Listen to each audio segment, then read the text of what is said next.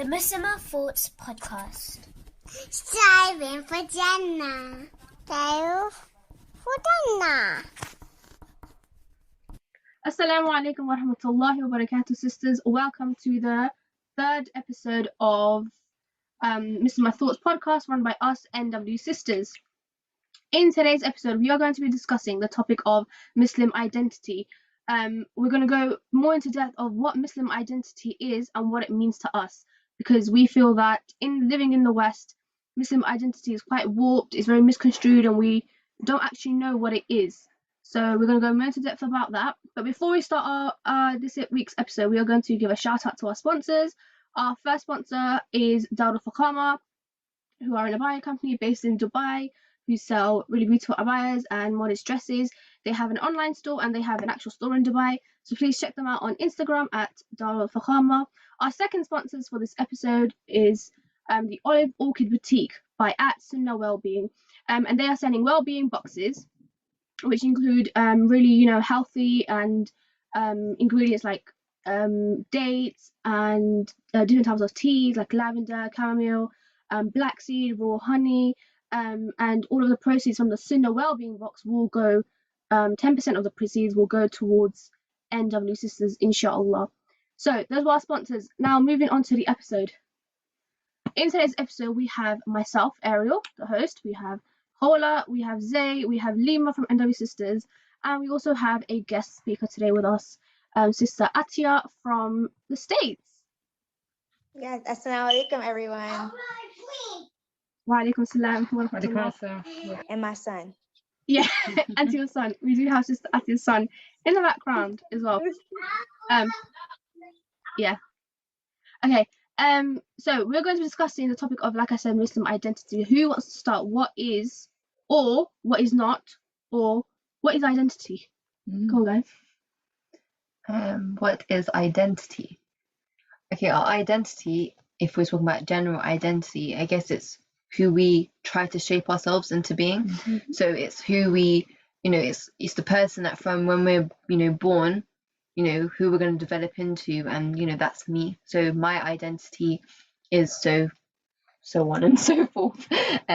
But today we're going to not talk about what my identity is. We're going to talk about a Muslim or Muslima's identity and what that is. And I think now and I think all of us can agree that Muslim identity has become something that's kind of drifted off and kind of expanded into like loads of different sections, and it hasn't gone back to what the root of it and what we should know and follow as Muslim identity. I think now as society's gone on, we've all got our kind of feelings where this is my identity, so the way I wear my hijab, this is my way, whereas we're not following the way that the Quran and the Sunnah has told us. We've brought it to my identity, and we've forgotten that at the end of the day, our Muslim identity has to solely stem from Allah subhanahu wa ta'ala and what He's ordered for us or what has been ordained. Mm-hmm. We shouldn't change the Quran, and we're not supposed to be changing the Sunnah. So it all relates back, and I just want to break this point, is that it all relates back to Tawheed and understanding Tawheed, understand the fundamentals of Tawheed for us to be able to build and develop on our Muslim identity. And I think we're all going to discuss that later on today, inshallah. Back to the identity question that Ariel asked. For me personally, when you say identity, it's not, it's not how I perceive it for myself, it's how others perceive my identity. Mm-hmm. So it's, you can shape it whatever way you want, but people will identify you as a certain thing. Mm-hmm. So that, to me, that's what identity is. I mean, you can try your best to say, my identity is this, that, and the other. But if the other person does not identify you as that, you kind of failed that identity part. Yeah. But does it really make a difference? I mean, if you have an identity and you say, okay, I'm a Muslim who follows Quran and Sunnah, I don't believe in this, I do believe in that, who really cares what other people think? Like, I think we're a bit confused about what identity is. You know what I mean? Like, identity as in what do I identify as? The thing is, that's very apparent on how you look as well, right? So, for example, me and a hijab, I'm a Muslim. That's the way I identify myself. If there was a sister without hijab, for example, could she be as easily identified as a Muslim lady? Does that make sense? Oh, so we're talking about, but that's physical Yeah. appearance. But I mean, even internally, if I believe that I'm upon Quran and Sunnah, or there are different aspects which we're going to go into later, that this is part of my identity. Yeah. If someone doesn't want to accept that, that's their personal problem. If I consider myself like that, I think why it's a good reason to like discuss identity as a whole is, as Lima said, it has become, it's a bit like no one knows what it is, right? In terms of Muslims as well, a lot of us will say my Muslim identity is this, that, but we don't, like, that's the point is we can ask what is Muslim identity, but to be honest, we don't know what it is either. Like not Muslim identity, but like our identity as Muslims, it's all a bit strewn now because it's been influenced by like outside things, and I think that's what's made it like so difficult. Because you can say this is what Muslim identity is, and someone else will come who identifies with something else alongside Islam and say, well, can we not be this and this at the same time? And then the point is, no, you can't. So the deen, if the deen doesn't allow whatever it is that you're adding and you're bringing with it to be part of your identity, then it can't be part of Islam. We all know what I'm referring to, but we've seen lots and lots of debates. Why can I not be Muslim and this? Why can I not be Muslim and that? Because you can't, but it's not part of the deen. If that's something extra you're bringing, you can say that that's something extra you're bringing, but now you can't force Islam to, account for that or agree with that. When Z was saying that, that we can, like, how people perceive us and how they see us, even though it's like with looks, but for example, we're in a society where you'll get someone who's, for example, it's a brother and he's wearing like a thobe and stuff. You'll see him in a thobe and you'll think, okay, he's a Muslim because he's wearing a thobe. But then they're outside in, I don't know what they call, like shisha cafes, or they've got like 3 girls around them, or in these situations. So an outsider, they're gonna see that person and think, oh, Muslims are allowed to do that, or they're not. And we know that dawah doesn't just come from us going and putting out dawah stalls and giving dawah. No, our actions are a form of dawah. The way we conduct with people, just by being someone who has akhlaq and good adab and sitting next to a non-Muslim, from your character you're giving dawah. So we know in the Prophet Muhammad Sallallahu time that people became Muslims, or they loved him because of how nice he was. Even in a conflict, he would just be so polite and have so much manners that they couldn't even question they couldn't question the Prophet Muhammad Sallallahu because they knew that he was such an amazing, that he would never lie. He knew that he was trustworthy. So they would be like, okay, should we not believe what he's saying because he was someone who was trustworthy. So now, if there's Muslim sisters who are wearing full abayas and hijab, but we're there swearing, or we're saying that we're Muslims but we can be so and so, or we're Muslims we can be doing this, or being certain way, we're portraying our Muslim identity as something else, and that's a form of dawah, and people are seeing that. So we're kind of forgetting what our roots are and who we are supposed to be. It's basically watering down what being a Muslim is. And me and Ariel were speaking about this a while back.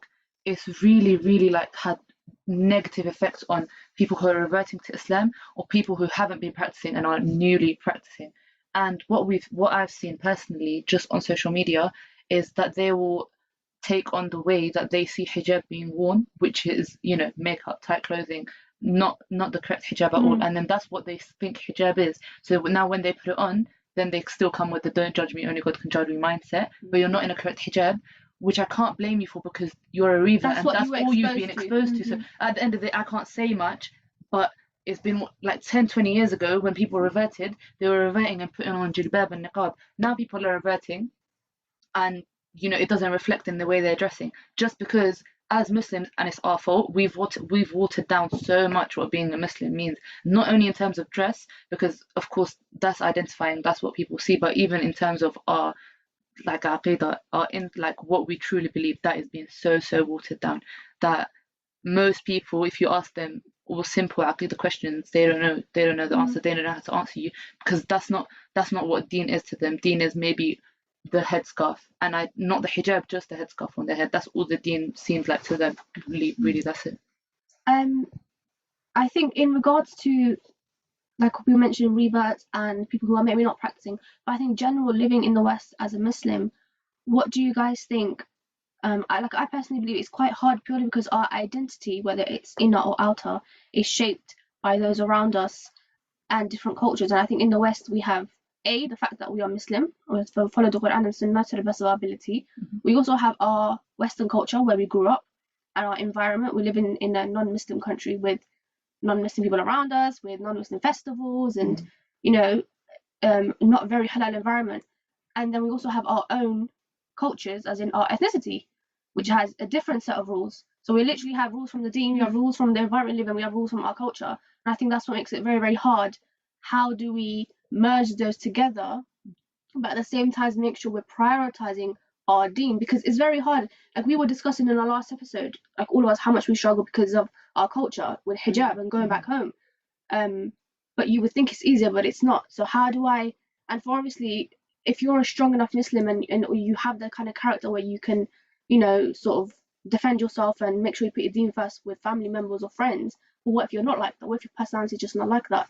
How are you going to merge or prioritize it? And then even just, what about those Muslims who just perhaps may not be aware or not able to prioritize their deen over the Western culture because of the environment they have around them? Like what? And I think whilst we go into that, but also thinking of, I think social media is another separate influence. You can add social media to it. We've got culture, family, religion, and then we've got social media because that's a whole different world. What do you guys think builds that identity? Speaking of social media, I just want to plug in the poll results from Instagram. We asked, do you think Muslim identity is important? Obviously, an overwhelming majority said yes, of course it's important. Then I asked, what is Muslim identity? This is where it got a bit different because everyone's given different answers for what Muslim identity is. The interesting question I found was when I said, do you think your Western identity and your Muslim identity clash, which is what we're talking about? And it was nearly 50-50, but more veering to the side where no, they think it doesn't clash.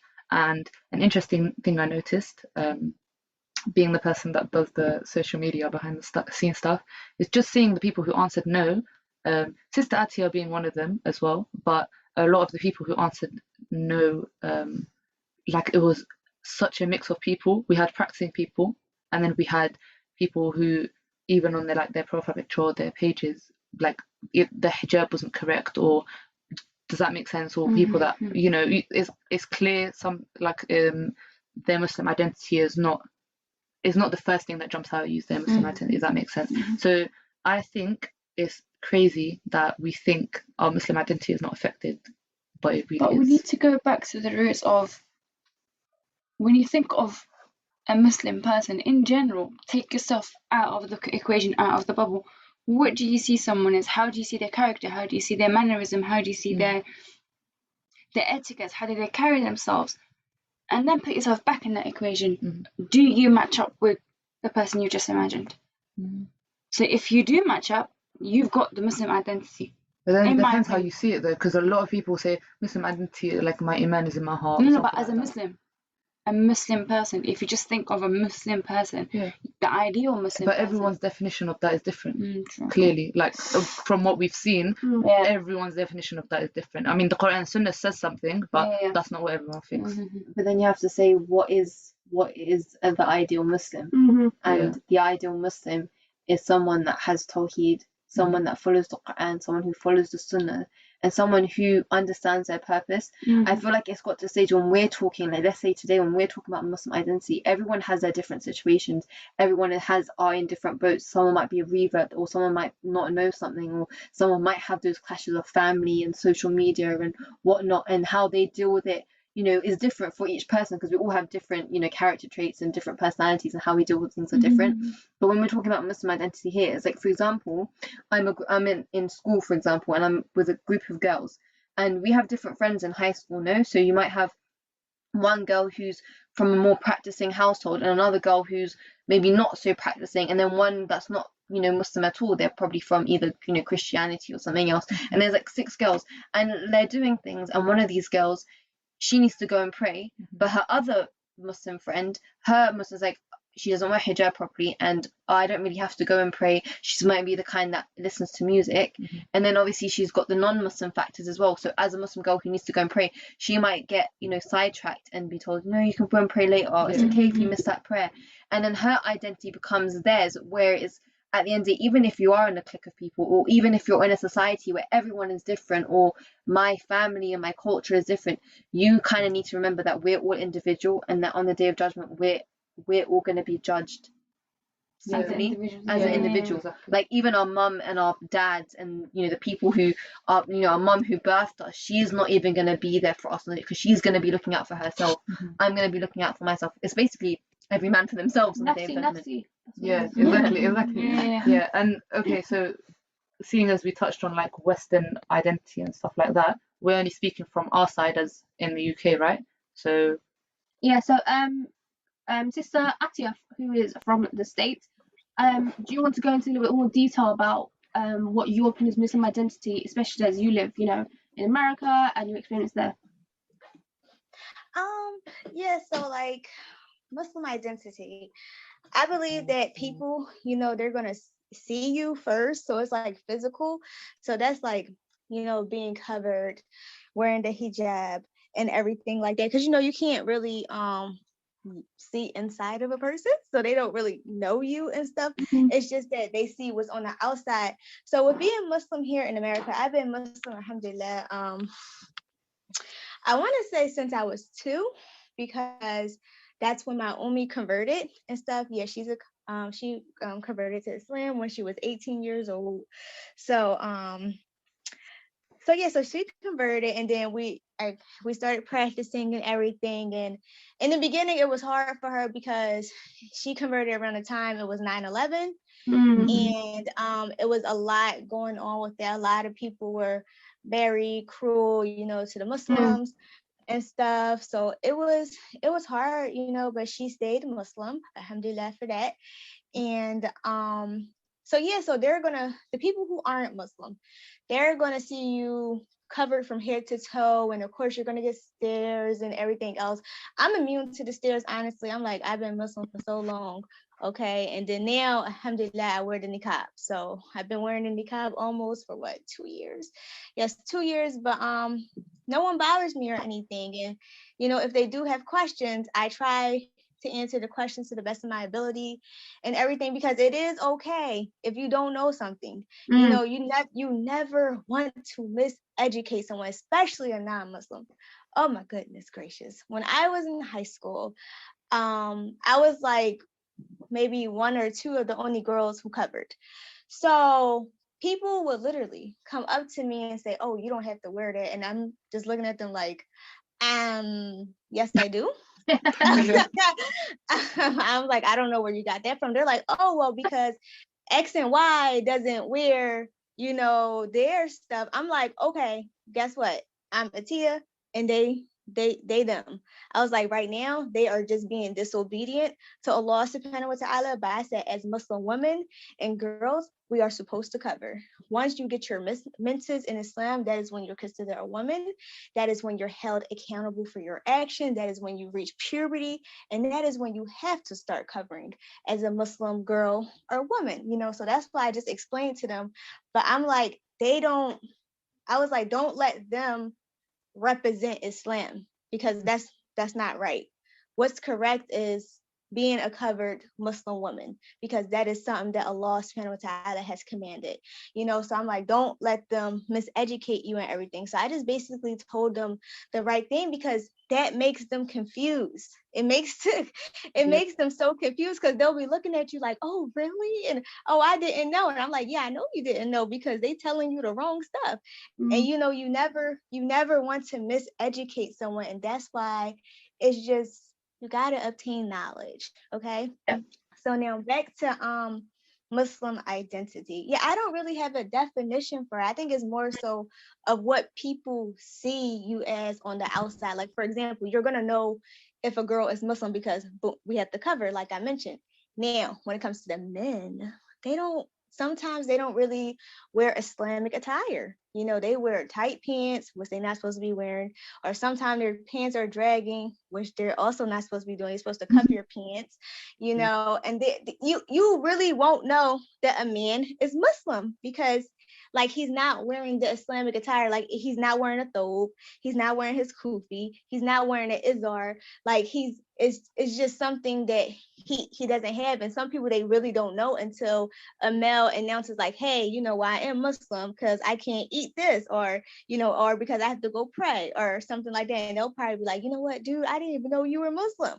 Because it's like, they didn't know because of the outside, unless, you know, that person announces it. But yes, I totally agree with you all, what you all were saying earlier about Muslim identity, and also how social media perceives it as. So yes, I'm gonna leave it right there because my son about to come. Okay. All right, thank you, Sister Atia. I think it's really interesting, your story, and how, and inshallah we'll get into more detail later on, about perhaps the clash. I think Sister Atia said, did she vote no? Yeah, she said okay. her Western identity and her Muslim identity, Yeah. they don't clash. They don't clash. Interesting. So we're gonna get into that later on, inshallah. Do you guys think your Western identity and your Muslim identity clash? You know what, yeah, let me tell you. Tell When me. I realized that my Muslim identity and my Western identity clashed, and you already know this, Ariel, is when I literally had a visceral reaction to people saying, in the context of marriage, obey your husband. That's when I knew that I had a clash going on that I had to fix. Because like, and this is lots of Muslim I remember women, that conversation. this thing of, you know, in the context of marriage, when you hear respect your husband, obey your husband, so many Muslim, who is he for me to respect? Like, why do I have to obey him? Who is he? Like, we're meant to be equal. You hear this narrative, so that's how I knew, Hola, there's something, there's an issue there you need to fix up. Obviously, Allah is the most wise. Allah's not going to put something down if it's not, Exactly. you know, for us to follow, and it's not going to be 100% like beneficial. Does that make sense? That's why this was so interesting to me, because I knew at that moment there's something there that you need to fix up. If that's the reaction you're having towards the word obey, there's something there. I'm so happy that you mentioned that, because it's so true with so many sisters. They'll be like, who am I to do that? But like, they literally have that attitude, and it's sad because, you know, at the end of the day, if you look down, you know, I can't remember, quote me if it's like the hadith or an ayah, I don't know, but it says that if your husband dies, you know, happy with his wife, you know, we get Jannah, isn't it, as women? And if you look at that, obviously you have to think of the situation. If your husband's telling you to do something haram, you don't do that. No question. You're not obeying that. If you're someone who obeys that, then you've clearly got it wrong, what you're hearing. Same way as with your parents, we're told we listen to our parents, and we obey what they say. But if they're telling you to do something that's out of the folds of Islam, out of the Sunnah, there's any innovation or anything, then you're exempt from following that. But if you know it's clearly from the Sunnah, there's evidence there, you know it 100%, then you listen to it. Same with your husbands. He's the Amir of the household, you know, when you get married. Same way as your father is Amir of the household when you're in his house, you know. So he's got a responsibility to make sure the women in his house are either covering, they're safe, they're protected, you know, the deen is there. He's got that big responsibility. So as women, we're not supposed to take it away from him, but we are supposed to, our husbands or our fathers are supposed to kind of bring us in on it. You're my wife, you know, this is why I'm doing this. Of course. They're not supposed to treat us, obviously it always goes back, there's a way of how they treat us, a way of how they talk to us, how they're guiding us. If they're going to treat us like, you just do this, do that, and not give us any, you know, dalil or evidence behind it, or if there's no hikmah in how he's doing it, then we're going to be like, okay, why am I listening? Or we're going to get angry about obeying. So there's a way how we obey, and there's a way of how they teach us to obey them, or how they do it, you know. But I think I completely agree with you, and I think what you mentioned about how your husband is the Amir of the household and so is your father, and if we say to any, let's say, westernized Muslim or liberal Muslim about your parents, they'll have no issue with it, because we give that respect to parents. They have that level above us. It's the whole aspect of why my husband, because he's my partner, we're equal. And I think that's what comes down to when Khaled and that conversation that Khaled referred to, Khaled and I had it ages ago, and in that we were talking about how when we see on Twitter sometimes, or just things on social media about husbands, and internally your internal feminist comes up. Even though it's so wrong and it shouldn't be there. Every Muslim woman. Show that there is, and without you realizing your influence. Of course, your influence. Without realizing. And it comes from seeking knowledge, and everything that, like Sister Lima just mentioned about obeying your husband, things like that. I think when it comes to seeking knowledge, you have to learn about that, because to respect your husband, to obey your husband, you know, is important. And because of the society we live in, where we're equal and we my husband's my partner and I don't have to listen to him and blah blah blah blah, all of that kind of stuff. It can be quite hard. And then the opposite is, this is why I bring in culture, because in fact I think all of our cultures, like I'm from Pakistan, Nima's from Afghanistan, you guys are from Morocco. There's one extreme here in the West where it's just, I don't have to listen to my husband because he's got he's not allowed to tell me what I'm allowed to do. He's got no involvement in that.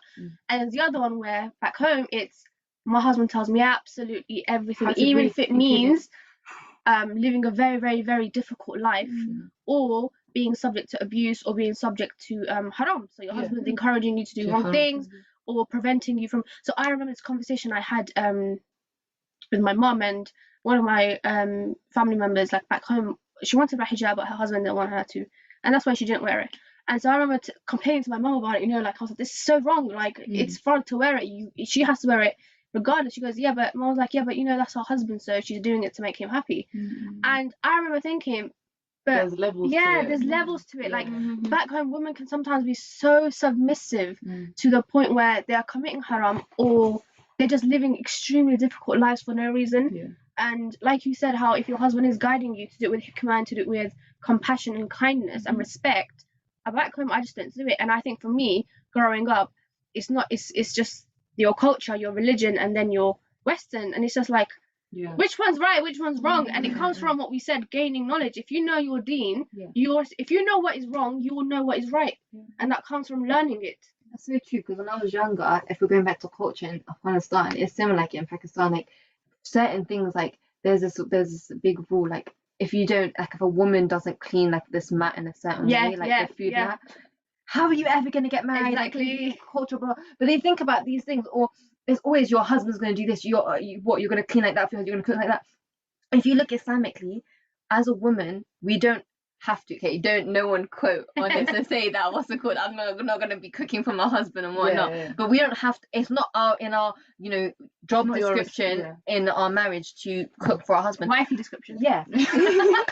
It's not in the description. However, knowing from our deen, knowing from what we know of our sunnah, what we know of our Prophet Muhammad and the companions, we know that we're supposed to have, we know we're supposed to be kind, we know we're supposed to be hospitable, we know we're supposed to have all these things. So making a plate of food for your husband, you're getting reward for that, because you're doing it out of you're being sincere and doing it out of sincerity for you to do it for the sake of Allah to get reward. So that's where the food's coming from. Same way as your husband can sometimes get up and make food for his wife. It's not in any of your job description that men can only do this and women do this. Yes, if men are bred. said it's not my job description, you guys are all starving. So someone has to get up. No, I mean, generally, because it is women who are advised to stay at home and maintain the home and look after the family, it is generally women who do it. But I think now it's, well, I'm not going to do it because I don't have to do it. But then you have to go work whilst I stay at home. Well, sister, if you're going to be at home and you're not working at home, you're not working outside, what are you doing? Yeah, exactly. This is the perfect place to say none of us are feminists, and none of us have internalized misogyny. None of those. Muslims, we oppose both. We're middle ummah, right? We're in the middle. We spoke about extremes, and none of us are on either extreme. So anyone is going to come and say that we're misogynist, it's not. The thing is, at the end of the day, we're not equal, because Arsenal's made us different. Women and men are not equal. We're not the same. We can do certain things that men can't, and men do certain things we can't. Yes, women are supposed to be women of the home, and men are supposed to be the breadwinners, and they're supposed to go out and work for us. Us as women, we don't have to work. Women nowadays, we choose to work, and if we choose to work, we need to make sure that we're in a halal environment where we're not compromising anything. Then it's okay, as long as you're doing it according to Quran and Sunnah. Then work. But if we are, like you guys said, if we are going to be in the house and we're going to take that role of being women of the home, then we should be looking after the kids and making sure that when our husbands come home, that he's it's like calm and everything. He's got food, so that you can actually have a talk and stuff, rather than shouting at each other, or rather than you haven't done this all day, because you don't know what he's been trying to do for you to get those bags and these nice clothes that you have. And obviously, if he's not treating you right, if your husband's not treating you right, then that's from that's not from Quran and Sunnah. That's haram. He's not doing his duty as a man, and then we're not doing our duty as a woman. And I think, what was it that you said, that when we were saying that you said about that family member, when she said that your mum just said that she's making her husband happy. That is so key and fundamental, because yes, in Islam, we're supposed to make our husbands Yeah. happy, you know? Yeah. But that's if we're following the deen. Yeah. If you're not following the deen, Yeah. then why we make you? But you're going to make your husband happy. You're choosing making your husband happy over the making deen. Allah happy. Over making Allah Obey happy. him in that which is right, the Yeah. same way you would with your parents. Your parents or Yeah. anyone, anything. And I think this links really well with Muslim identity, and we're going into these different topics purely because I think this is what makes up our identity. Yeah. Where we work, who we hang around with, our identity as, you know, a working Muslim, our identity as a studying Muslim, identity as a husband or as a wife. Yeah. Everything that we All of do those is little based on things Quran make and you Sunnah up. as a Muslim. Yeah. So whether we are at work, whether we are outside socializing, whether we are at home, the consistent feature is our Muslim identity. It stays wherever we go, and that's why we're going into all of these different topics, because that's what makes up our identity in the first place. Sister Atia, do you want to talk about maybe what your view is on Muslim identity in terms of maybe culture or where you are? And why did you choose to tick no in the thing where it said, does your Western identity clash with your Muslim identity? Why did you choose to say no? Because for us, I think it's not a no for me, but you chose no. Oh, sorry. I was going to speak more when you guys were talking about marriage. No, feel free to do so as well, inshallah. Oh, okay. Yeah. Okay. Yeah. Alhamdulillah. I've been married now for 4 years. I got married when I was like, 18? I don't know. In 2017. So with that, like everything you guys mentioned about being obedient and things like that, I think the first thing you have to do, if you even consider getting married, learn your religion. Learn your religion. Like, I cannot stress it enough. You have to learn your religion. You have to learn the rights of the spouses. You have to learn the husband's rights, the wife's rights, and what else? You have to remember that getting married is an act of worship. It is something that pleases Allah subhanahu wa ta'ala. It safeguards us from adultery, fornication, you know, so many things. But not only that, you guys grow together as a Muslim couple, you know, and it is something that is very pleasing to Allah subhanahu wa ta'ala, because Shaitan, he's going to do anything he can to mess up your marriage, to make you guys get divorced and stuff. And that's like one of the greatest thing that I think like one of his jinns, or, you know, his, I don't know, I forgot the name, what to call them, but when they say, you know, like, I broke up a marriage, that's one of the greatest things he likes to hear, like from a marriage aspect and stuff. He wants them to get divorced, basically. Shaitan don't really want nothing good from us, okay? Like, he's our enemy, all right? So he's definitely our enemy in like every aspect. And with identity, I also wanted to mention that this might be like a lot on our shoulders and stuff, but we do represent Islam. And I know that may be heavy and stuff on everybody, but we do represent Islam. You know, like, as soon as you go outside, you represent Islam. Like, anything anybody sees, they think that all Muslims do it, which I don't like. I don't like that. I'm sorry. I really don't like it. I don't like it because during this month of Ramadan, okay, so, you know, there are people who don't practice, right? All year round, they don't practice. But then when Ramadan comes, they start covering again. They stop smoking. They stop drinking. They stop doing all their sins. They put all their sins on pause and stuff. And so here in Philadelphia, people call them Ramadan Muslims. But there's no such thing as Ramadan Muslims, you know, because there's no such thing as Ramadan Muslims. And it's just like, nobody calls Christians, oh, you're just you know, it's like, I think, honestly, I'm not worried about what other religions are doing, so I don't pick a name for them and stuff, because I'm not worried about it. But it's like, so many people that aren't Muslim, they're worried about the Muslims. And it's like, why? You know, they're getting themselves together. Yeah, you know, just like with any faith, you know, your faith is calling you back, you're getting yourself together and stuff. Everyone sin. Everyone is going to sin. No one is perfect. The angels are perfect. And one of the reasons why Allah created us is to worship him. He knows we're not perfect, which is why we continue to ask for forgiveness, which is why we do many acts of worship. Allah loves to forgive us. He's the all forgiving. He's not like a human being when they're like, oh, I can't forgive you for this. No, it's totally different from Allah. And it's super important to learn about Allah subhanahu wa ta'ala and, you know, repair your relationship with Allah or gain a relationship with Allah, because it's super important. And then once you have that relationship with Allah subhanahu wa ta'ala, you really won't be worried about others. You'll just be worried about pleasing your Lord. And I feel like a lot of people, since they don't know that, you know, they try to find ways to fit in the world and find their way in life. But it's like Islam is a guidance for our life, you know? And so that's all before my son comes back, inshallah. That's amazing that you made those points, is that the fact that, Allah was the most forgiving, and the fact that we are not perfect, and the fact that we can make, tawbah, we can repent, the fact that we can make mistakes, but Allah subhanahu wa ta'ala will still forgive us. And the fact that Sister Atia mentioned Ramadan Muslims, because it is a thing that we are so disunited, like, Muslims might just do fix up maybe for Ramadan or stop listening to me. I heard my sister was saying to me at school, because we're all used to being homeschooled, so she's only going to school for this year, and for her it's a completely different environment. And she was just saying that she was saying to me that how some of the girls are like, oh, I need to start deleting my music playlist or whatever because Ramadan's coming up, I'm gonna miss it for a month. So you're clearly stating that only for this month, and then as soon as the month ends, you're gonna put it back on. I think that's a lack of knowledge, though. Yeah. I don't know, do they know it's haram, or do they think because it's a Mubarak month, for example, that's the only reason that they're not going to listen? Like, I think that's just a lack of. But then it stems from when you go back to social media, where people are saying music is allowed as long as it's not this and this. But where are they getting the knowledge from? This one's, bro, these TikTok fatwa givers are so detrimental to all Muslims. Basically, it's so bad. How can yesterday I see some randomly young boy, maybe 18 years old.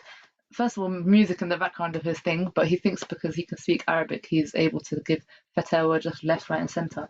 And he's giving the most, any normal Muslim would know, he's not making sense. Does that make sense? And then, oh, music's halal because this one random sheikh in the history of all people said it was halal or something like that. And this is who young people take. You get I know of the opinion that there is one particular scholar from the past who said that, I've forgotten his name, who did say that certain types of music are halal based on, as long as the lyrics aren't, based on content, etc. And but the overwhelming majority is, the strong opinion obviously is, the correct opinion is that it's haram. And in a bit, it's sad because, for example, I've never been on social media, I don't have any, and I don't look at these things. But when you hear it from outside, it's sad because people are taking their deen from there, and it's sad because we have scholars and we have, our Quran and we have Sunnah that we should be taking it from. But then you hear people saying that I learnt this from TikTok, and it's when Hola brings back to mention that you talk about how Muslims that are becoming Muslims now is because they're seeing these Muslims on, I don't know what is Instagram or whatnot, saying things we've got this whole sense where hijab has become fashion rather than an act of worship. Even hijab, jilbab, recently, the amount of sisters who wear hijab. And when this first thing came about, I'm not gonna lie to you, me seeing sisters on Instagram or those pages, Abaya pages, Jilbab pages, it was really nice seeing that. Yeah, because you're finally someone dresses you're oh yeah, look, it's becoming popular, but it's with the eyelashes and makeup and nails and the colors as well. There is I've seen metallic jilbab. Yeah, that was my next point. There is Islamically, you can wear any color. But also, Islamically, you shouldn't be attracting attention. You shouldn't be out there. So wearing a mustard yellow jilbab, I think even if you're wearing mustard yellow, but you're just wearing a black niqab, I wouldn't say there's something significant. It may be, but I wouldn't say in the whole. In London streets. Okay, but in London streets, there's so many wild colours going on. People aren't if you're wearing a black niqab and just a mustard abaya, no one's gonna pinpoint that. They're just gonna see someone's in niqab. That's what they're focusing on. But if you're gonna, the yellow would stand out. It depends. It depends. But this is where it becomes a problem. But that's just you wearing one full colour jilbab and a black niqab or whatever niqab, whatever. But then if you're wearing a mustard jilbab with long nails, which we know we shouldn't really have long nails, and then you've got it painted as well, and then on top of that you have lashes, which we know are haram lashes because it's haram, but it's not just an adornment, it's extra extensions which are haram, but I'm not going to go into that. So, and all those things, and then you're wearing like maybe jewelry or whatever, and you know, all these adornments, you're clearly adorning yourself, which is against the religion. So that's where it becomes a problem. And you're in jilbab and you're like ruining the essence of ankles out. Everything. But you know, I think ankles, oh my gosh. It's also, I think, because like we said, a lot of like sisters who are becoming practicing are looking at this on social media, and it's having an impact on them. And going back to what we said about TikTok and people making videos and dropping fatwa that has without knowledge, I think it's obviously them doing it, but they got popular because they have an audience, and the audience is full of Muslims who decided, let me take the shortcut to knowledge and go on TikTok for a minute rather than taking the time out to go study with a teacher or buy a book and listen to the explanation of it. It's an easy shortcut. Yeah, it's true. So if you're, this sounds really bad and I'm very sorry, but if you're daft enough to take your deen from TikTok, that's your problem. I mean, they're obviously getting the sins for providing wrong information and thinking they can drop that. Yeah, they're misguiding. But you as an individual, as a Muslim individual, surely do you not think, why am I on TikTok? In the first place. Learning about why am I on TikTok? on TikTok? Okay, you know it's a place of fitna, you know it's a place It's a of music and app. haram. You shouldn't be on it anyway. And secondly, why are you taking your deen from But do you not feel random people when you can and we have internet where there's so many correct websites that provide audio explanations, video explanations. There are so many institutes. But the thing is, Institutes I'm who do going to play the courses. other side of this equation Okay. and say we should be doing more to provide for like content for these people. Okay, I can see the point that you said is there is lots of correct places. How if I'm newly trying to practice, I don't know what's correct, what's not. I can go on some random sect website and start learning some weird grave thing. Yeah. Like, do you know what I'm saying? But Yeah, what but are we that's doing? not TikTok. Even at least that person has made a conscious decision. Okay, if I'm on a random website, like I don't know. And at least they weren't At trying least to be a joker exactly. and go onto a TikTok. Who with, thinks, you know, oh, I can provide to Islam, right? The first app I'm going to TikTok. I'm going to Yeah, TikTok. of course, or not. Of Yeah, course but what not, you but said is absolutely correct. they don't know where they're going to get their knowledge from. But I think there should. I don't know how we're going to do this, but there should be more that we're doing for us to like help these people, whoever these people are, these newly practicing Muslims or like reverts, whatever. I think there is more we could be doing to guide them to the right places to seek knowledge. I think it's sad as a group of sisters that we can't maybe do so much in terms of providing for knowledge and whatnot, but there are people out there that could maybe do more, and that if people are trying to find, but we do have it. I think if you do look deep, and even if you are a new Muslim and you're like, you know where you want to go, you would be able to find these, you know, platforms like Ariel was saying where you could find it. But it's just sad that we don't have as much access for knowledge, especially us women sisters, to find knowledge or go somewhere. Like I feel like there is a lot more for brothers, or the brothers can just go in a masjid and there's more access for them. And 100%. And women can't go in a masjid and find someone who can allocate them to knowledge or be or just to have really halaqah or something. I remember me and Ariel were looking for a stada or something.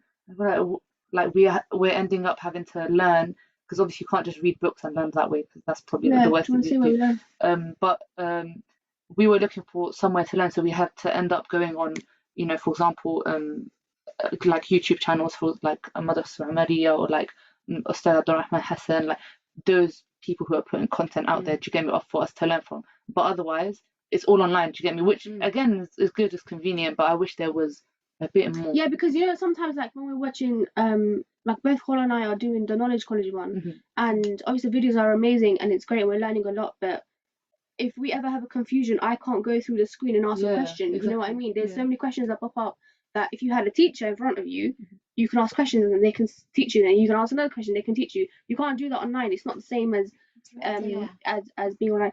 I wanted to bring up another point about being a Muslim woman. So aside from everything else we've discussed, you know how, and I think we're talking about Muslim women dressing a certain way or wanting to wear different colours or do different things, and I think even recently how Muslim women want to get women in different positions, like high positions of leadership and into government and what all that kind of stuff, I think comes from us not knowing our identity as a Muslim woman, especially because when you think of the stereotypical image of a Muslim woman, you think of a niqab or hijab.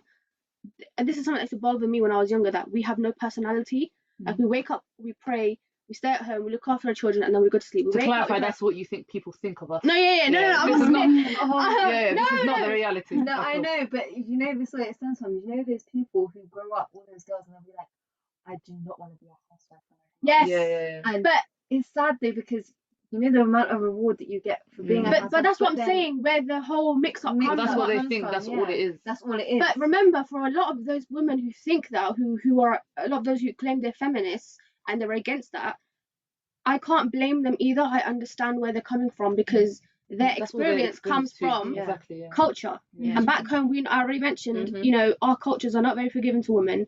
The whole concept of being a housewife is just, it's not taught to girls in a nice way. It's, you have to do it because you're less. And you're less. Exactly. It's not like you're getting rewards for it. You're getting rewards for that. You're getting rewards for looking after your children and husband. It's, you are, it's portrayed in a bad way, and because of that, young Muslim women growing up in the West, including ourselves, we always thought, like, even when I was younger, it was always, I want to work, I want to build my career, I want to do this. I never saw it as a good thing. It's only as I got older and I realized that my mum is an amazing wife and mother, and you know, like, everything she's done, and seeing her as a role model, it made me realize, and obviously learning from the Deen, but all those women who do think that, you can understand where they're coming from, because that's all they've ever seen. Sister Atia, what do you think about so Sister Atia is saying that it's different in America. Would you want to say? So what I was referring to is when y'all was talking about like resources for Muslim women. So here there are actually a lot of classes, because in Philadelphia there's a really big Salafi Muslim community here. It's a really big Salafi Muslim community. I don't know if you guys know Hassan Somali, but I believe he's from the UK. So he came here. He's actually the imam of the Germantown Masjid and stuff. So that's the only thing I'm grateful for with living in Philadelphia, because I really don't like living in America, because I lived in UAE, United Arab Emirates, for 4 years when I was younger, and I loved living in a Muslim country. I know it's changed over the years and stuff. Like a lot of people told me like it's getting like westernized and stuff, but it is a beautiful country and stuff. Like, I miss it so much every day. But yeah, so that's one of the benefits about living in Philadelphia. But like, there's a lot of classes that they offer for the sisters. Like, you know, everybody got social distance, you know, because of the pandemic and stuff. But then there's like online resources for us. And then there's some sisters who are Arabic teachers, Quran teachers, Islamic studies teacher. There was actually an institution I did Al-Wajibat with, and it was a great course, alhamdulillah. And if you wanted to get in contact with the teacher, she had a WhatsApp, and you were able to ask questions and everything. So it's definitely a lot of resources here in the States, you know. And then the other aspect that I wanted to touch up on was basically everything I was naming, like with social media. It's actually bittersweet when someone does want to practice again and stuff. It's bittersweet because they're inspired by that person, but the person they may be inspired by may not be doing everything correctly and stuff. And then sometimes there is someone they're inspired by that is doing things correctly.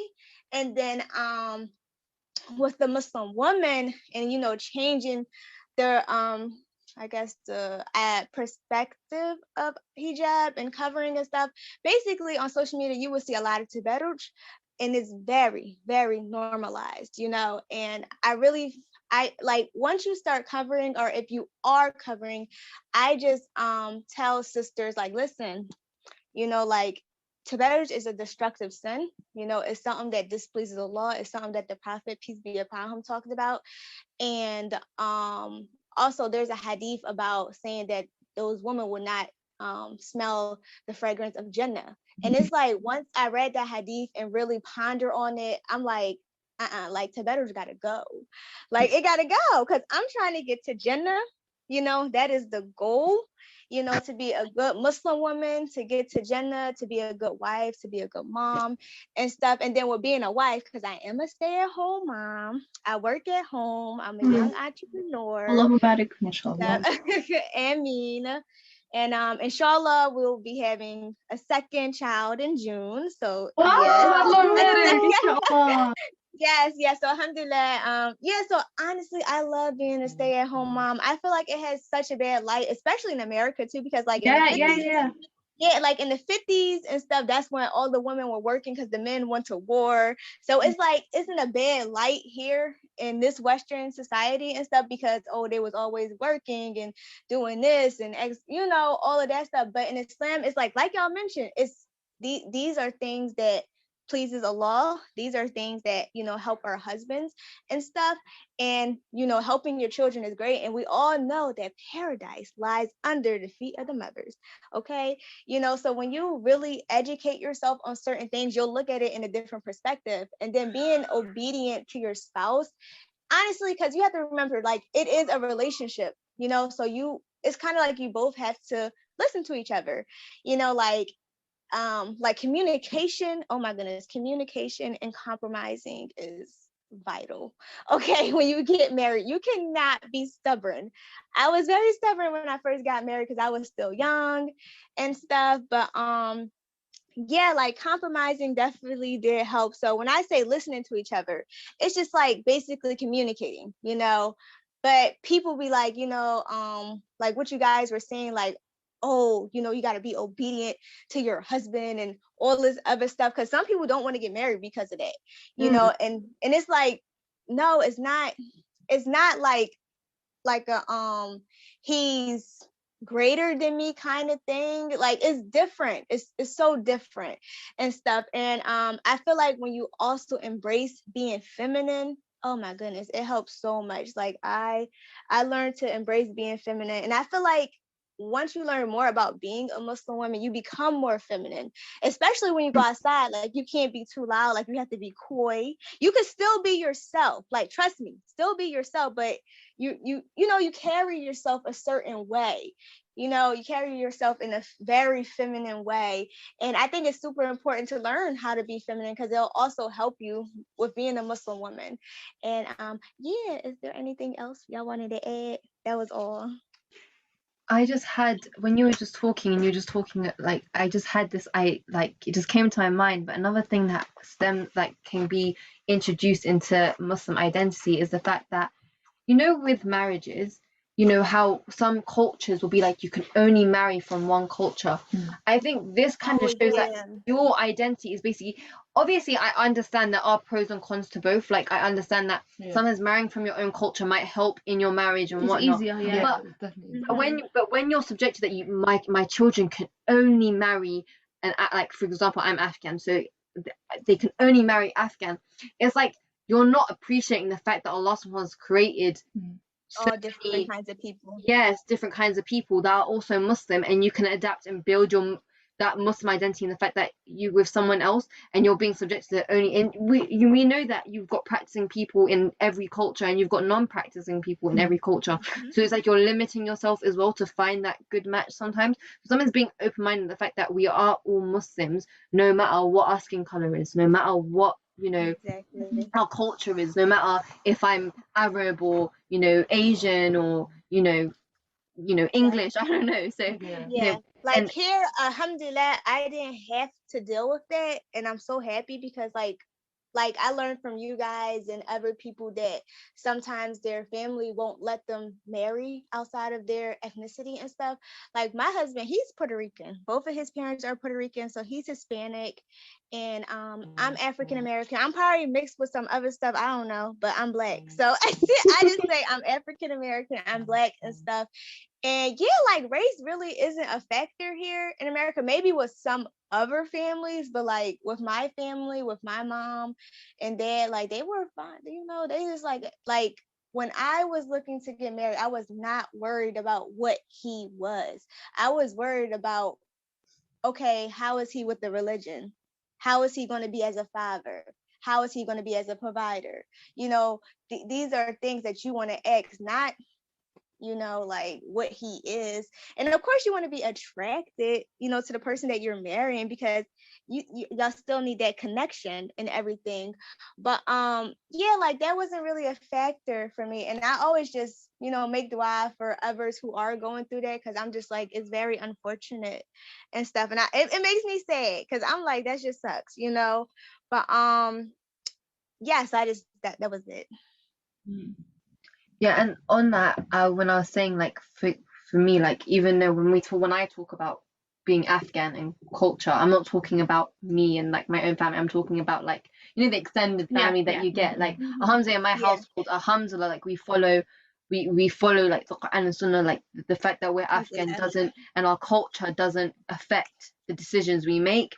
But I know a lot of, you know, extended family, it will, in the same way with any of your cultures. I know it could happen with extended family, same way as, you know, covering. Another thing that I just wanted to mention on the whole thing of Muslim identity and, you know, these feelings is like, I know when you were saying that how the outside perceive us, and like if you were to ask me the question, do I think my Western, you know, cultural identity and my Muslim identity clash, I wouldn't be able to give you like a definitive answer because when I was younger, like when I was for example, when I first started wearing niqab, I was 15, and the only reason I can say alhamdulillah, like I probably didn't that I might have had more of my Muslim identity rather than my Western identity is because I was homeschooled, so a lot of what I was seeing and learning and knowing was purely like the Islam and what was from my family. I wasn't seeing the outside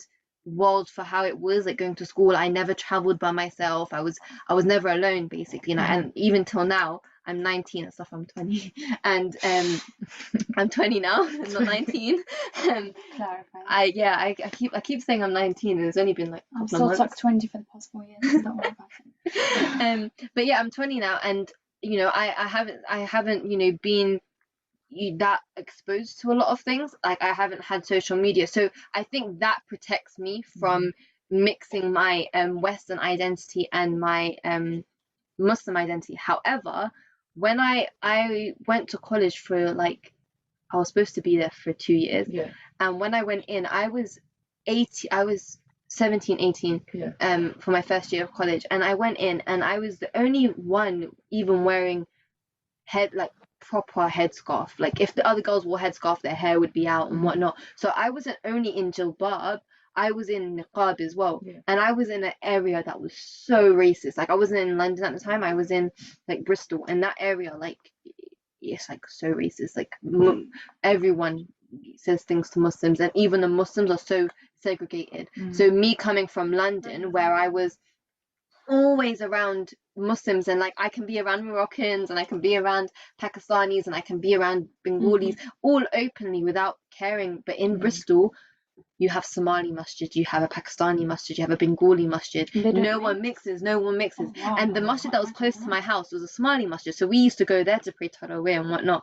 And during that 1 year when we were in Bristol, and they would be like, "Oh, where are you from? Are you like?" They would be so. They would find it so weird that we would come into their masjid, but they wouldn't kick us out. But they would be like, no one really comes in here, and they'll try to explain it, like hint, like you should go to your own people's masjid. But you know, and it was so sad, and that just made me think, like, what is this? Like Muslim identity, we should be all united, but you're all segregated. And on top of that, going into a college where I was so, you know, overwhelmed by all these things, and girls would be like, you don't really have, you're only young, you don't have to wear niqab, and you know, I'm not gonna lie, Who's forcing you? So. Yeah, The theme is people are telling people what they should and shouldn't be doing. Yeah.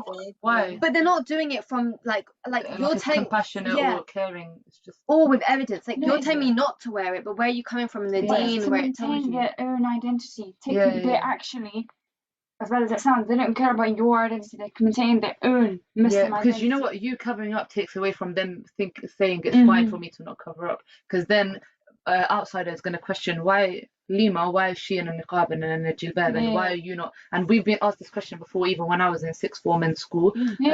Why do you wear hijab, and why like does so and so not wear hijab? And I have to be in that conversation where sorry, but they actually aren't being obedient to Allah, and I am trying my best. Does that make sense? That's so sad that we have to explain when we're teaching people, we have to go into the depth of the reason why they're not doing it is because they're not obedient and whatever. Like it can't just be straight, because we are all different, and the way Islam has spread so differently amongst everyone.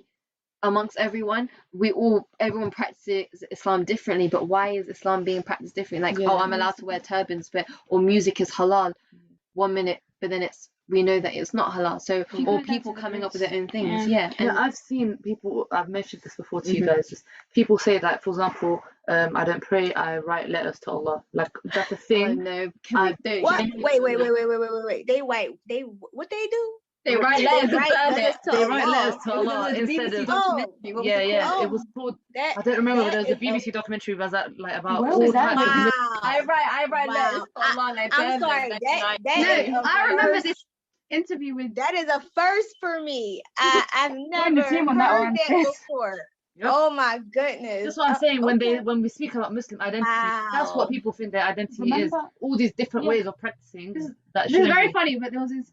You guys know DJ Khaled, right? Yeah. He's a music artist in the States, and there was an interview with him, and the interview asked him, "Do you pray 5 times a day?" Mm. He goes, I pray 100 times a day. I pray walking up the stairs. I will walking out the door." You know And what? that's another example Yeah. of people making up stuff. I mean, he thinks he's praying. Just say you don't pray, or don't say that. Yeah. Yes, That's just what say you you say. don't That's pray. actually funny. Just Because avoid the do you question. pray 5 times a day? And we know 5 times a day is what is obligatory, obligatory which for is us. Yeah, but then people Obligatory. say, "Oh, That's I one- pray more than 5 that's one times of a day." Yes, if you're that's saying one of the sunnah. rights to Allah subhanahu wa ta'ala to pray. Mhm. Like, oh my goodness. And if you don't pray, it can it puts you in a state of kufr. Like because that's something that separates us from the non-Muslims is praying. Mm. You know, so which is why people really just need to read and learn, you know. Yeah, it So, comes back to yeah. that. Yeah, Yeah, yeah. And also, hold on, I don't know. You remember the documentary that we watched? yeah. It was Um, called like Allah Allah in in Europe or something like that. And that was a whole different journey. There was- I recommend everyone watch Allah in Europe. Yeah. Yeah. It's just It's in- one what language is it? dodgy journalist who just likes to put Muslims, paint a bad image of very Muslims. biased. And But very he goes biased around documentary. to all these European countries and like interviews different Muslims there, and that's where you see the disunity. That's where you see every different little sect practicing in their own way. That's Yeah. it makes you clock Mm. how many Yeah, misguided and people. with the sex, because I hope I said that word right. It's crazy because on social media, I'm seeing more and more people, like when people ask, like people who has like a really big influence or whatever, they Yeah. ask them, are they Salafi? And they say, no, I'm just Muslim. What Yeah. does that mean? Yeah. Because Mm. if you learn about the Prophet and if you learn about the Sahaba, you learn that they were Salafi. So Yeah. it's like, why? What's the whole thing? I feel like so. Some people told me that they think people think that the Salafi Muslims are more strict and stuff. But I'm like, okay, if me being this kind of way or extreme in whatever aspect, and if that's going to get me to Jannah and that's pleasing my Lord, then so be it. Yeah, but You it's know, extreme like- to them. It's extreme to Yeah, them. We're not being exactly. extreme. We're following the Quran and Sunnah to the T. Yeah. In Arabic, Yeah. well, we have the word of متشدد. تشدد. Yeah, yeah. I hate that word. I despise it because you're saying that. Okay, fine. I'm holding. Let's talk about what that means. Like that's You're holding on. It holding literally means on, holding on. grasping, and you're not gonna let go anytime soon, basically. Yeah, which is The reason I hate that word, not because, okay, if it's used with Islam, yeah, great, that's good because you're holding on to Islam, you're not letting it go. they use But it you're as, saying- as a slur. They Yeah, use it in a negative So way. I'm wearing hijab and abaya. Oh, she's mishadda. Oh, she's tight on it. Basically, Yeah, she's on it, but on it in a different level. Yeah. What does that say about But the you? thing is that exists in Islam, right? When someone Yeah, but like what does that ghulu, say yeah, about the person? if you go extreme, that's the thing. We shouldn't be doing that in Islam anyway. But now to basic like non-Muslims or just non-practicing Muslims, just me putting my hijab on or saying sorry, I don't listen to music or I don't free mix, Yeah. that's extreme now. That's it. You're Like, straight away so labeled. to what standard am I holding myself if that's extreme? Or yeah, But or you know, someone in the from Quran my is experience, I extreme. don't think it's as much. Or from my experience, I don't know if you guys agree or if it's active, what you might think, but I face more difficulties with Muslims. Same. Like all the non-Muslims, I have a really good non-Muslim friend, and whenever I tell her something, oh, I can't do something, she's like, okay, cool, we can't do it, we'll do something else. Yeah. Or Yeah. like my non-Muslim colleagues who, whenever, like especially for Ramadan, they ask me questions, and if I say something, it's never, oh, you do that. It's, oh, how can we do that? Even if internally they think they're confused, Yeah. or they don't like it, they don't show it as You out know of what? manners. I think But that's only Muslim- here where we are. But what I see on social media is lots of But that's because on social media, That's where the they- Islamophobia comes out. No, but that's because it's not face to face. That's They know true. they can post a tweet Yeah. and no Yeah. one's coming after them. That's different. But if it's a real flesh and blood, they're not. Do you know what? We're alhamdulillah, we're very fortunate. We live in the borough that we live in. Brent. Very multicultural. Yeah, Brent. Shout out Brent. It's the borough of culture. Literally, Yeah, I think it literally. was They won an given award. to they won an award for the borough of culture. we want an award for Yes, that, sorry. we did. Okay, but you walk down the high street. You walk down the high street, and there's all cultures. And even still, you do get them looks, or you do get those comments. But alhamdulillah, we're fortunate to actually do it because we don't face as much Islamophobia as I can imagine some in areas in the States, maybe not where you're from, Sister, but in not other where I'm places. from, thank God, because goodness, I don't got time for them. Even in parts of London, if you walk down, you know, Oh, for sure. like areas of South Oxford. London Bro, that I've walked if through. I leave this radius of like 5 miles, I'm getting stares. I went to what was it, like Rice Slip, I think, and I just walked in a shop, and this lady just gave me like a full up and down look, like, what are you doing here, man? Am I not human? Can I not shop too? Am I London? I went to Ealing Broadway the other day, yeah, and me and Ealing? no, Wow. I went No, to even Broadway. Broadway is far. And no, but I thought it was a normal place. Like everyone thinks it's Ealing Broadway. Everyone's wearing masks. It even says on these signs that Wear masks. masks is obligatory or is compulsory here now or whatever. I don't know. Whatever. Well, for them, in the shops you have to have it everywhere. But then there's people without their masks just looking at us like we're weird. Like, and we're that like, is so true. it's just like what? Yes. It's like everyone's in mask and you're still looking at me like I'm the Look weirdo. at me when I'm sorry, I have I'm following. basically a mask on and I have full ventilation under my niqab. I can breathe. I like Yeah, you. yeah. Exactly. Yeah, I cannot breathe with a mask on. Bro, I'm I sorry. can't. I can't do it. I have to wear my niqab. I'm like, yeah, I can't breathe. How many years now? And I can definitely say that a mask there's no ventilation there at all. Like There isn't. Ask it. no. Person that doesn't wear it anymore. But just to point out, obviously we're Shout talking about out niqab and we like whoever wears niqab, but for anyone who doesn't know, niqab doesn't actually classify as a mask. It doesn't protect you the same way a mask would. Yes. Oops. I know it's easier. It's easier. I have never been But a stopped, mask, so no, because they say a mask or a face covering. So whether that's putting a scarf, whatever scarf you're wearing around your neck, or whether it's a niqab or whatever it is, as long as a face I think it's the covering. illusion of But in being terms safe of to other health, people. in terms of health, Right. the niqab doesn't actually protect you from COVID. It's just Yeah, we know. We got Listen, we we just got gotta it. we just gotta make dua. That's it. Yeah. That's our protection right there. Make dua. I want to go back and answer the question of do I feel that my identity as a Muslim? What was the question? like Interferes with clashes. Islam? Yeah. Yeah. Personally, and to be honest, I mean, me and Khaled grew up in the same house, but I feel like we got different Yeah. upbringing. Yeah, different. Very different. Because for one, I went to an all-girls Muslim school for And I all my went to secondary years, mixed, like primary school, secondary school, as well as sixth for form. my primary. As well, okay. Well, it was mixed most of the time. Mm. Well, 2 years was No, but it's also your one was a state. Mine was a girls' like primary school, Muslim school, yeah. so all I had was Islam around me. I mean, yes, there like girls did used to try and bring in the westernized aspect into the school, but it never worked because we had teachers and so on. But then I feel like my Western shock was when I went to a mixed sixth form, and I'm sure Ariel will say this. I was very shocked at the beginning. I was just like, why is it mixed? Like, what's going on here? yeah. And why is there male teachers? Because I've never had male teachers since I was in year 7. For 5 years. Yeah. So I was just like, whoa, this is so weird. So I don't know. As an adult, I don't feel as an adult. I feel okay. That feels really weird saying it.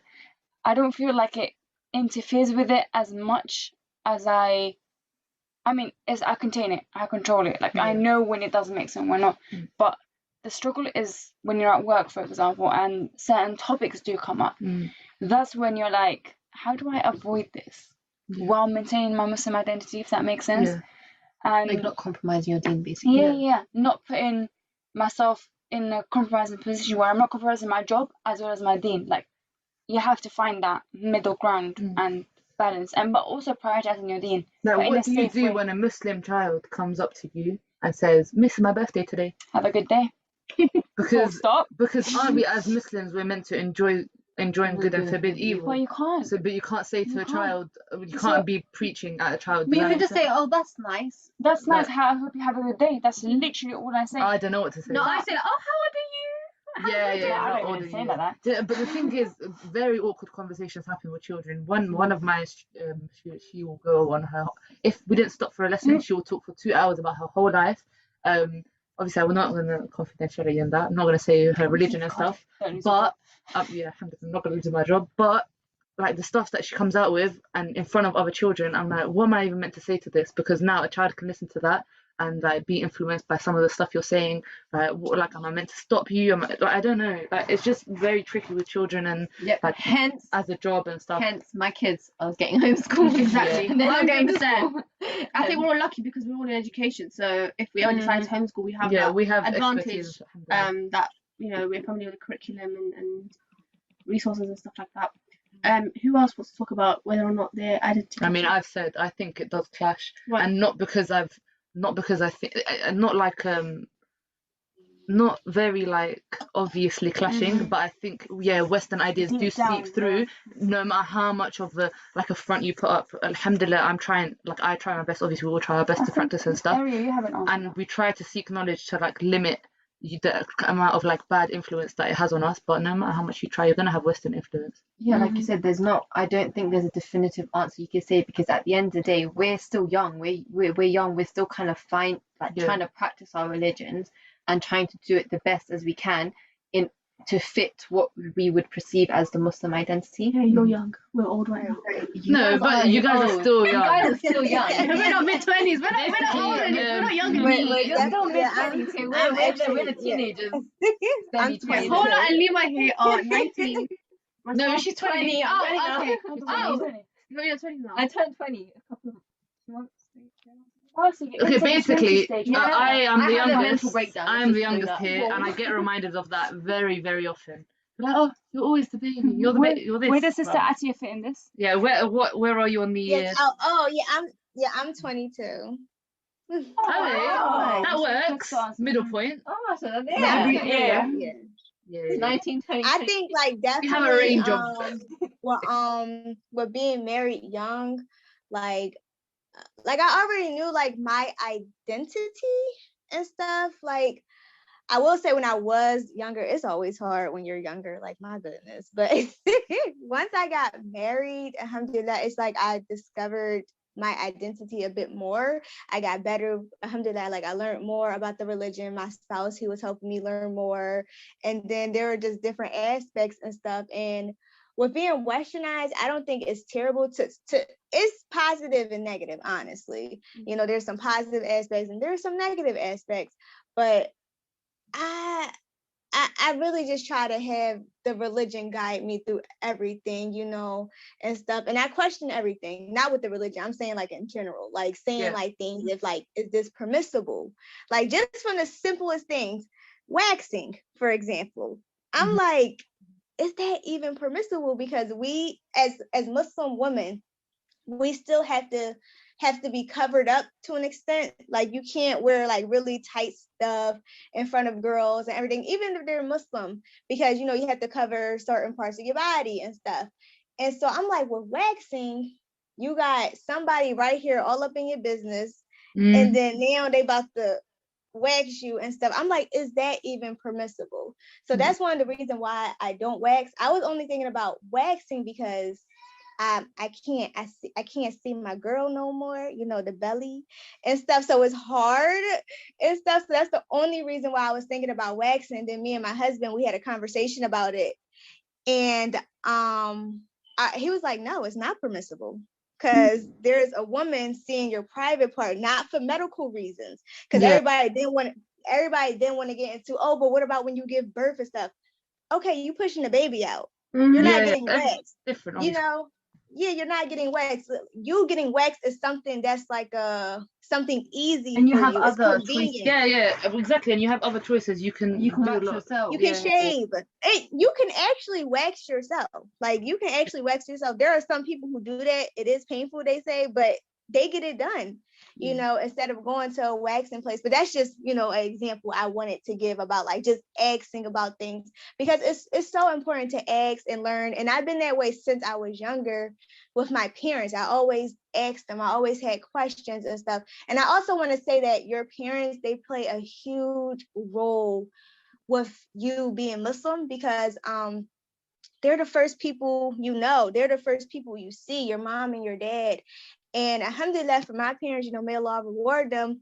They really set a great Islamic foundation for me, because I feel like as parents, like one of the rights of the children is you're supposed to cultivate your children with Islam. I always talk about this and stuff. And you have to set that foundation for your children, so when they go out in the world, they'll be okay. You want to make sure your kids are okay, even when they're married and stuff, because there's like this thing in the West that you develop, like, oh, once you're 18, you legal, you do whatever you want to do and stuff. No, you still respect your parents. You still respect your parents. You still give them that respect and everything like that. And you still have to listen to them. You still have to be obedient to them. That's something that the Prophet, peace be upon him, talked about and stuff. And dang it, what was I getting to? I'm sorry, y'all. Mom brain. Okay. Yeah. Okay. So I think it's like, because you want to make sure your kids are good. And you also want to try your best to protect your family from the hellfire, and sometimes with some parents, they try to be their children's friend. But it's like you have to learn to be that parent and stuff. Like, yes, you tell your child, oh, you can't do this, oh, you can't do that, but you should explain to them the reason, instead of saying just because I said so. No, that's not going to work. And then guess what? You're going to make some sneaky kids, and they're going to go out and do whatever they want to do, because you're not explaining to them why they're not supposed to do this and why they're, and that's something else with parenting. Like you have to talk to your kids, like even with the toughest conversations, like for example, sex, you're going to have to talk to your kids about sex. Okay. So eventually, but yeah, so that's just one of the things with being a parent. I don't look forward to that conversation, but I know it's going to have to happen, because it's a reality. It's a reality. My son's going to get older. He's going to reach puberty. Kids, when kids can talk, they already start having questions. So it's just something with being a part of being a parent as well. So yeah, here we come. I think it's really good how you mentioned about when you have children, to teach them those things about the deen and about our way of living. So it's ingrained in them from a young age, so that when they do get older and they begin to, when they go to nursery or to primary school, secondary school, and all the other ideas that come around them, they're able to distinguish, right, this is wrong and this is right. And it doesn't become like, how we say identity crisis, where they haven't, because it hasn't been ingrained in them, is the foundation isn't set. So how Sister Atia said, her foundation was very strong because her parents put it into that. A lot of young Muslims don't have that, because then when they go around to other people or other environments, because it's so unstable. It's because the foundation that was set was that of culture, which it's not very in favor of females. So when they go to school, the ideologies there are way more appealing to them anyway. Exactly. And so they're 100% going to latch onto those, because now feminism is way more appealing than sit at home, cook, clean, but that's what we said before, because none of that came from the deen. It came from our culture appearing as the deen. And because it's unfortunately being used to abuse a lot of women or make life very hard for both men and women, but for women in terms of feminism, that's why they latch onto it, because for them, like you said, it's freedom. It's the freedom they've been looking for, because in their mind the deen was this cage, and they're locked in this cage. And I think that's why I'm so against my culture, only because of the things it promotes. And I feel like I have more of a clash with my culture than I do with the Western culture, because I feel like with Western culture there are lots and lots of good things. And one of the examples what Sister Atia mentioned about having communication with the children, speaking to them properly. And in our cultures we don't do that. It's I'm your dad, you're going to listen. And yes, they'll listen to you because you're the dad, and we understand that respect. But it's out of fear, not because they generally deep down respect. And also because you're their dad, not because you've taught them that Allah's watching you and you're doing this for the sake of Allah. Yeah, and we know about the importance of obeying parents and listening to them, etc. Having that communication. I think in the West, a lot of, like what we say, English parents, they do that very well, in the sense that their children aren't There's always an open line of communication. Yeah, and it's not going behind their back and doing things, whereas a lot of Muslims are constantly going behind their parents' back, purely because their parents have never had that. So that's something I think, an element I would instill to my children, where we have open communication. If you've done something wrong, you come tell me. I'd rather you come to me and tell me you've done it than go to your friends and make things worse. You know what I mean? I think that example, And but you're getting rewarded for that as well, because you're kind of stemming out that you're not lying. Like Yeah. you've done something wrong. Yeah. You accept it. We move on, inshallah. Yeah. And that's such a good point, because even not in my household, but in Afghan culture, it is more like, yeah, we know the man is the emir of the house, but it's like, you can't do this, you can't do that, you can't do that. Like for me, I've had loads of rules growing up, you know, yeah. and loads, and I've always had to ask my dad for permission. But I know a lot of girls will be, and everyone always Like, asks me you have this. to find your dad. Yeah, you ask your dad for permission. Everyone that I know always asks me that, because they know that I'm homeschooled, and like, oh, how did you get homeschooled? Oh, you can't go on the bus. You're like 20 now.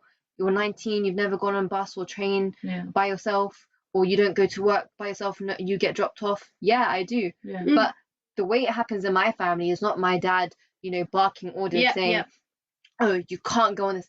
He gives us Allah, Dalil, right? he gives us dalil. He says it with so much, you know, kindness, and he always gives us evidence behind it. He'll never speak without giving evidence. So for example, a woman, you know, what's called, he's my protector until he gives me, you know, away, you know, in marriage or whatever. He's my mahram, you know. I shouldn't be traveling by myself, you know. You know, the world has changed so much. It's not like, you know, I can go on a train and something won't happen. He doesn't know, so he's doing his best to protect me, and he has the ability. I get, if he didn't have the ability, he might have said something else. He might have been like, okay, maybe if you go with your 3 sisters and you're in a group of 4, maybe you can go. But alhamdulillah, he's always said that, you know, Allah's given me hands, he's given me, you know, a car, he's given me this, you know, he's given me the ability to protect my daughters. I'm going to protect you, I'm going to do that. And how can you even hear that and question it? Yeah, because I'm being protected. I mean, sometimes you feel like, am I like a burden for my parents, or you know, my dad's, you know, and my mum are dropping me here and there all the time. But you know, you know they're doing it for the sake of Allah. So why are you going to question that and see that as a burden? And same way as, you know, small things like just, you know, getting, like, what was it with my sister wanted, like, you know, just to dye, you know, dye their hairs or something, you know. And you know, I know my cousins, their parents be like, oh, wait till marriage or blah blah blah. But then they're like, oh, why do I then they question, oh, why do I have to wait for marriage? But then if they said, okay, I don't want you to do it because, you know, your hair is something that you should protect, it's chemicals, you know, colors, or you just said it in a nicer way, then maybe they'll listen to you. Because I noticed from my cousins and stuff that they'll just go ahead and do it, like you said about being secretive.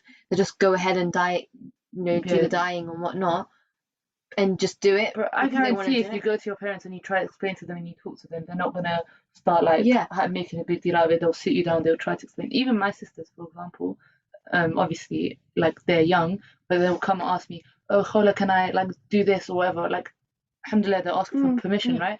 And then I'll sit with them and say, okay, so your hair type this, if you do this to it, you're gonna ruin it. You just explain to them. But if I just said to them no, or I said, go ask mum, and then they go ask her, she goes no, are they gonna listen? No. One day I'm gonna come home and they're gonna have done it, because I haven't explained anything to them, and I've just said, because I'm in a position of authority and I can say this, you're gonna have to listen to me. But you know, I'm sure we went to, like, state schools.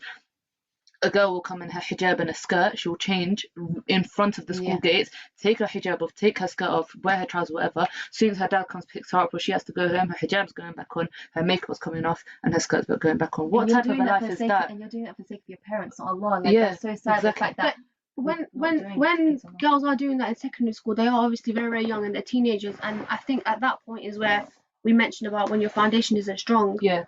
When you go to different environments, it crumbles and it becomes infected with, you know, haram, because you're so young. Like, being a teenager, 13, 14, 15, 16, that's when you're trying to find yourself. You basically go from one extreme to the other, innit? From very, very traditional to, like, very liberal. If your parents haven't taught you, or like Lima was saying, explained it to you properly, you begin to see it as a cage. You think the hijab is a prison, you think your life is a prison, and then when you see other people, like, for example, when we mentioned about, let's say, asking permission from your parents, like what you said about, you know, your dad taking you everywhere, and to a lot of people in the West, that's crazy.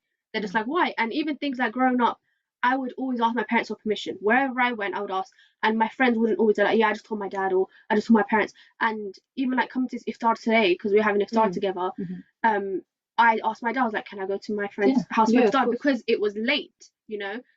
I'm going to come home quite late and I need him to know that.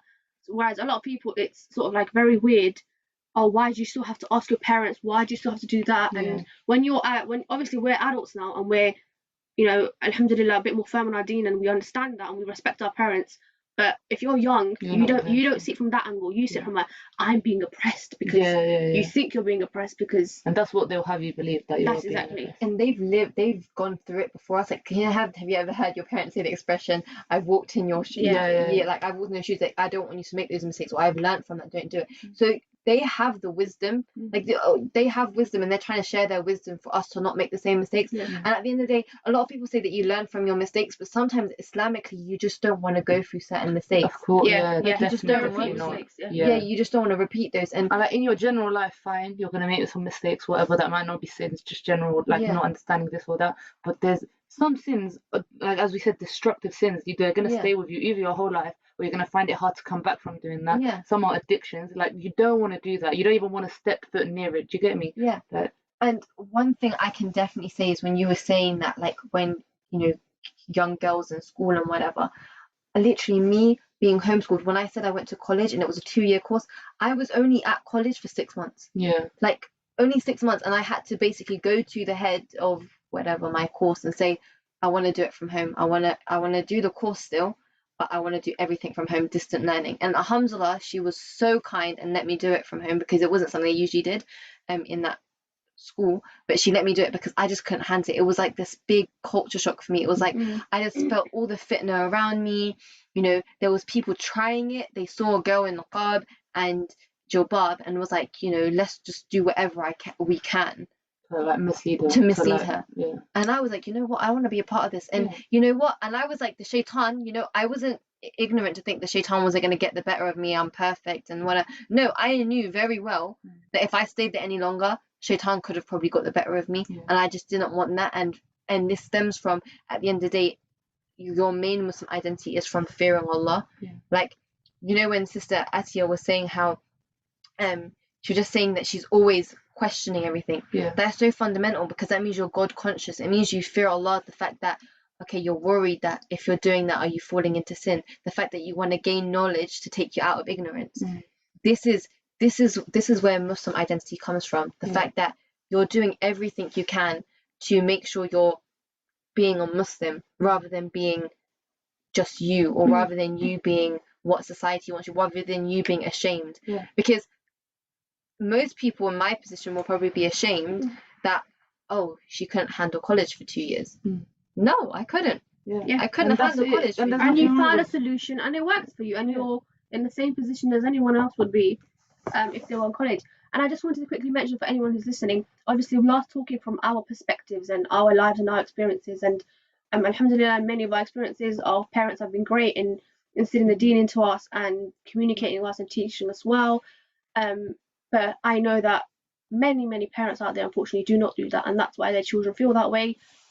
So we're not disregarding that at all, and that's why I think it's the work of Muslim organizations and youth workers and just the brothers and sisters who are in the dawah scene, just their work has an impact, because those Muslims, and young Muslims especially, who don't have those parents or figures to support them, they need that from somewhere else. And that's actually what we're doing. We're trying to do as well. What we are trying to do is, you know, as a group of young sisters, how can we support other young sisters, especially the teenagers and sisters our age? How can we support them and make a difference? This links into there's an organization called Youth Awakening, who we are working with. An organization called Youth Awakening, who are, you know, all about empowering young Muslims. I think it's just Awakening. Oh, is it Youth Awakening? I think it's just Awakening. Double check. I checked. I think. Oh, okay. Awakening. Yeah. But Awakening Youth.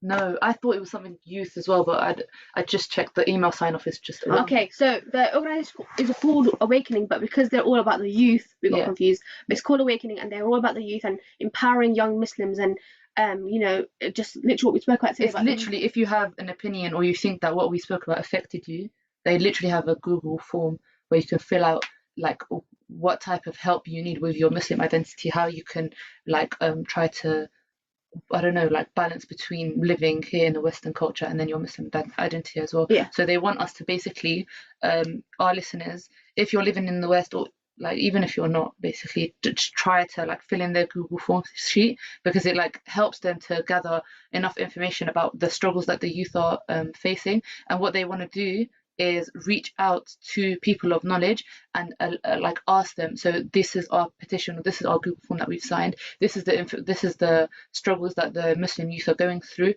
what can you do to help us? And they basically want to make seeking knowledge more accessible, which I think is top priority, because all of these issues that we can discuss day in day out on our podcast, on our halaqat, on our Instagram, is because we don't have knowledge, we lack knowledge on things, innit? So as long as that knowledge is in place, inshallah, there's improvement to be made. So if anyone here watching or listening more like can fill in the Google form, that would be highly appreciated, inshallah. And we'll link it, if you're on YouTube, it's in the description. Podcast app, it will be there as well. Yeah, so inshallah, please try to fill out that form if you can. It will be a great help to the Awakening organisation, and it will also support them and us in understanding what we can do more further to empower and support young Muslims. Barakallahu feekum for listening.